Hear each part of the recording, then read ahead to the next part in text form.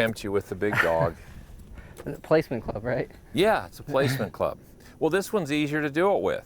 No, I honestly, I did stop calling it the D word there, because for me, I couldn't get it out of my head, and I guess if you buy into words you say really do matter. Oh, for sure. I mean, I just wouldn't even say it. Like I said, it's placement club. It's the same swing as all the rest, and it's still harder for me, but it's a lot closer now than it was.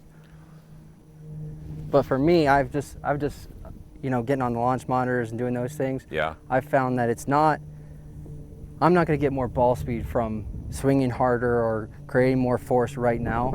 I'm getting the phase control part, but I see on the launch monitors that my efficiency still isn't quite there. Yeah. And so I need to be, more at efficient. that 1.5 to 1.53. Yeah. And right now it's down to the 1.45 to 1.43, and that's just, I know where the rest of the ball speed is going to come from. So I'm trying to be patient. That's where you can be, you can be misled by speed, thinking, well, I need more speed, when if the efficiency rate's not up and you go for more speed may even make it go shorter, because then you start mishitting the ball even more, so it puts more spin on it. Mm-hmm. So yeah, so that's good. So if you can't hit it in the center of the face on the right angle of approach, more speed probably won't make you better. That's just that's a guess of mine.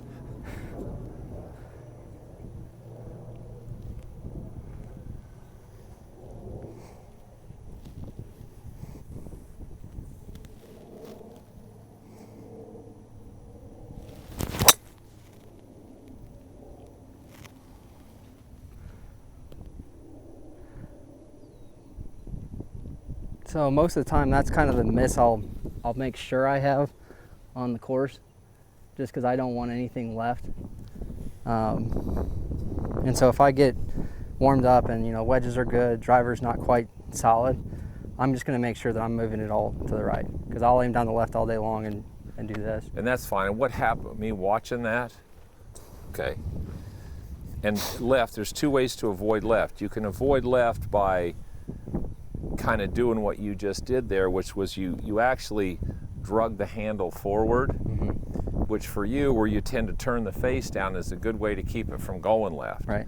But the better you get, where we get here and your hand starts working this way, if it works this way, that means the face can't turn down, which means that no matter how much I swing left, if the face doesn't turn down, the ball, I can maybe pull it a little bit, but there's no way the ball's going to pull hook. So as soon as we get this out of there totally with the driver, and it works around here like this, Mm-hmm. then you can swing as hard as you want left. And all you got to do is make sure that your right hand, that when you hit the ball, as long as your right hand works this way, you can't hit a pull hook, because the face can't get too shut on the ball. Right. So what I want you to do... Change my angle here a little bit. Okay. I want to get a little more down here. So just for the heck of it on this one, go ahead, set up to it. So all I want you to think about, forget backswing, forget everything you're doing back there, okay? Set up to the ball. So all I want you to feel is, I don't care what you do, I don't care where it goes. When you come down through here, when you come through the ball, I want you to feel your right hand work this way. So where it totally just kind of like throws? It works under. You feel how it feels like it's working under? Okay. Just make sure your right hand works. Now, I don't care how much you swing this way, as long as your right hand works that way and doesn't do this. Right. As long as it doesn't have any of that in it, and it works this way, there's no way it's going to hook.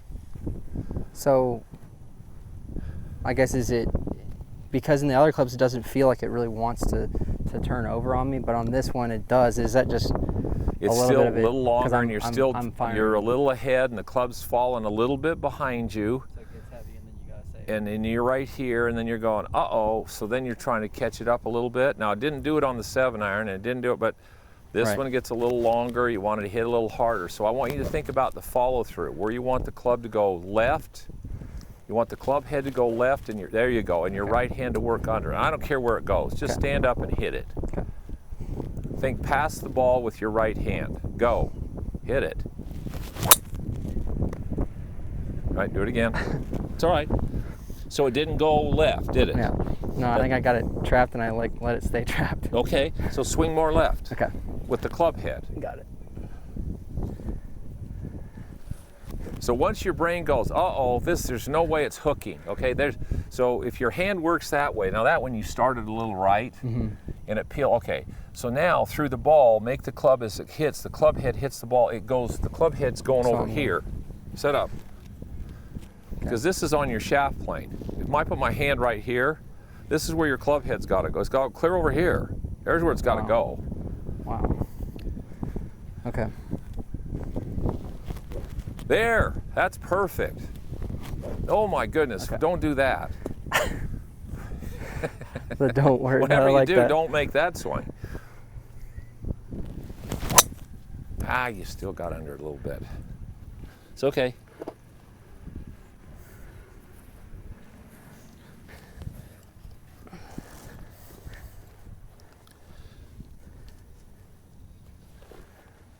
We got it.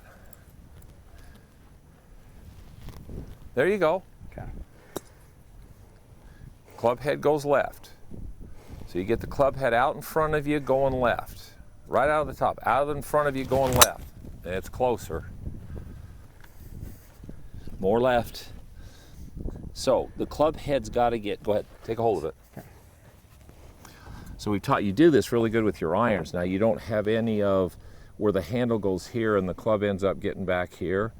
Now you got to get it right when you get here. It feels like the handle comes in here and the club head starts going. You're going to feel like this. Okay. Relax your hands. Come on. You're just going like that. Okay. Your arm's shallow, but you feel like the club goes out here and goes this way.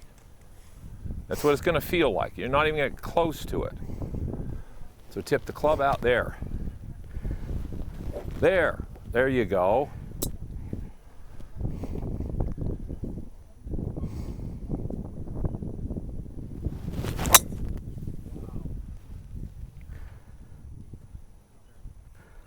I mean, seriously? That's closer. That's better. Are you freaking kidding me? Okay, that's what you start calling freedom. Right. You start freeing up your swing so you can hit it and let it go, where you're not trying through here to make sure it doesn't do something bad. Right. Yeah, because on the range, like I can mess around with it being like loose, but I just know like if I've got to go out there and my life depends on it, I wasn't gonna let it. Well, that's what you got to do. Yeah. So for some reason, as you get to the driver, you get a little apprehensive and it drops behind you a little bit, and then you slide forward on a little, and then you're afraid to. So you got to get it going. There you go.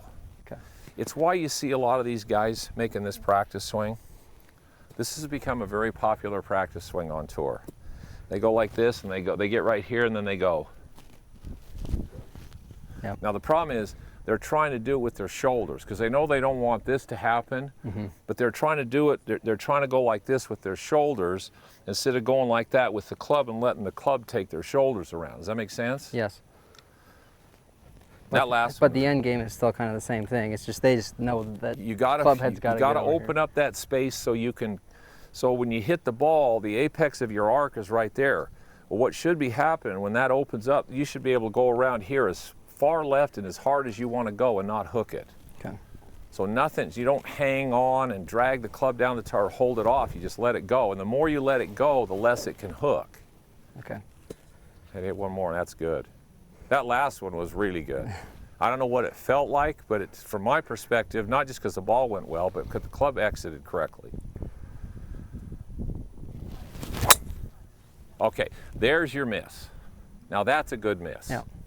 Started right down your target line, and then it just, now range balls too, and that was a little funny, but that started right down your target line. It gets out there and it goes, ugh. I can live with it falling that way because I can see that. I can play it. Well, and that's the shot you see. I mean, I don't personally. I like the draw, but that's the shot you like to play. I mean, well, so, you know, like when you talk with Joe and you go, Joe, you know, I'm snap hooking everything. And he goes, well, go out and play and just slice everything. Yeah. So I was snap hooking everything. So I had to work all summer, just say, every ball's got to move to the right. Just make it move to the right. Yeah. And it's not going left. And so that's probably just how I've made it do it. Well, those last two was how you wanted, from now on, is how you want to make it not go to the left. Yeah. The other one was a little hang-on-y and a little drag the handle forward and get it out here far enough where you can't get it turned down. This, you're letting the club head go, but because of the way you're moving and what the face is doing, it can't go left. Okay. So you can be more aggressive. You did it really well with the 7-iron, you did it really well with the wedge. When you got to that one, there's enough force and weight there, and plus you've had some bad experiences with the ball going over here. Yeah. So, and I can't disagree. I mean, it was the same thing. Half of my career, my whole professional career, pull hook was the death move. Right. And I did everything I could do to just, you know, hang on and make sure it didn't go left. But the problem is I couldn't be aggressive. So the way I kept it from going left was by holding the face off.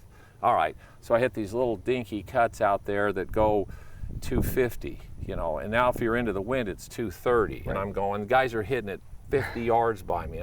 So that was really good. Okay. So whatever you felt there, the whole process was good until we got to the driver, and then it fell apart just a little. Now, if you notice, the first little wedge you hit, what were you doing? It was out to the right. Yeah, and I think some of that's that target line thing too. So as soon as we fixed the wedge and it worked all the way up through the 7-iron, then the driver, there's just a little more force. It got a little more under here, and you held on a little bit too long, and then all of a sudden this one, you get it here going this way, and we pipe it. And so I've seen video and stuff like that where I tend to slide to kind of probably control it, but I don't think that was like the cause. I think it was the effect. No, so now as I get it here, I'm probably going to be able to move just like all my other clubs. And no, there's no question. Okay. There's no question that the slide is a savior. Right. You know, people say, well, I've got this problem. I said, no, you've got a savior. Yeah. Because that's not your problem. That thing's doing it because if it didn't do it, you couldn't play at all. Right. You'd hit it sideways. Okay. Hey, thanks. Good job, pal. Appreciate it.